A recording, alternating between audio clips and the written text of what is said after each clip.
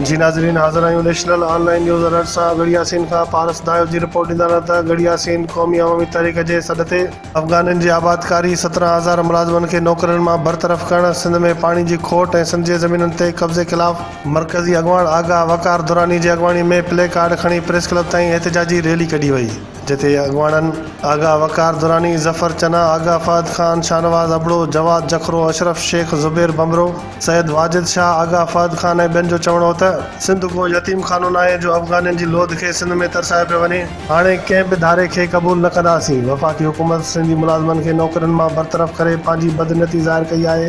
हिक ई वक़्तु 17,000 ख़ानदाननि खे बेरोज़गार करे उन्हनि जो मुआशी क़त्ल कयो वियो आहे, जेका कंहिं बि सूरत में बर्दाश्त न कई वेंदी।